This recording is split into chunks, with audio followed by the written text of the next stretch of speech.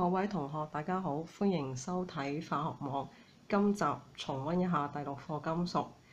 喺元素表入邊咧，有超過80種係金屬元素。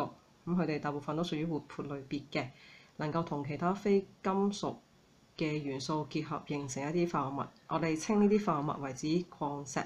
考試嘅時候咧，請同學留心啦。我哋需要問你咧一啲金屬嘅一啲礦石嘅例子，淨係知道個名就夠㗎啦。好，第一種啦，金屬嘅氧化物啦；第二種金屬嘅碳酸鹽；第三種就係金屬嘅硫化物啦，就係知道個名就足夠㗎啦。好，第二樣嘢咧就關於點樣可以透過一啲金屬嘅化合物攞翻裡面嘅一啲重要嘅金屬元素出嚟，因為金屬喺我哋嘅日常生活咧都需求比較多嘅，尤其是鋁啊、鐵啦，係咪？咁啊，邊3種係比較重要嘅化學方法去提取金屬咧？咁啊，呢度有講嘅。第一種係電解熔融礦石啦。集中喺頭3種活性序位置較高嘅金屬。好啦，鎘、鈉、鈣、鎂、鋁呢一啲要識㗎，亦都要背熟嗰個位置。咁第二個方法係咩咧？就係透過礦石與碳共熱。咁啊，一個還原方法嚟嘅，係邊幾種例子咧？就係涉及砷啦、鐵啦、鉛。當我哋想提取呢3種金屬咧，就用呢個方法啦。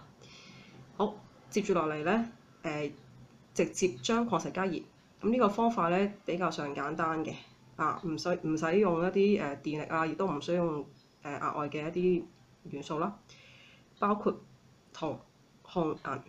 好，最後有一隻叫做金嘅元素，佢乜都唔使做，因為咧根本佢自己咧已經係個自由態，一個元素形式咧存在啊。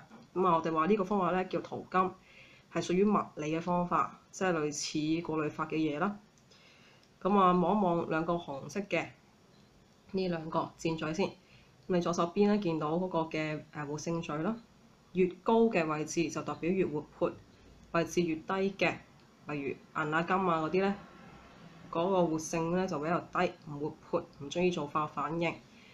好，佢哋同啲咩有關咧？就係同嗰個提取金屬嘅嗰個難易程度有關。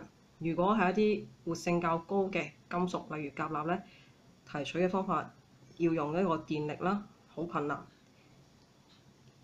相反，如果係活性序位置較低嘅銀同埋金咧，就係用啲好簡單嘅物理方法咧，已經可以好容易咁樣攞到啦。咁由於知道某啲金屬係需要一啲比較上高昂嘅一啲，例如電解啊、碳還原法啊咁樣提出啦，咁我哋就要了解一下咧點樣儲存佢哋啊。咁成日都會問㗎啦，呢兩種鉀啊、鈉啊呢兩隻，我哋需要電解方法提取嘅金屬，究竟要點樣保存佢先好咧？咁啊，由於活性咁高啦，我哋唔想佢喺我哋空氣當中咧進行一啲化學反應啊，因此咧我哋要將佢咧儲存喺石蠟油裡面，防止佢同空氣中嘅氧或者水反應。咁啊，今集去到呢一個位置，下集再見，拜拜。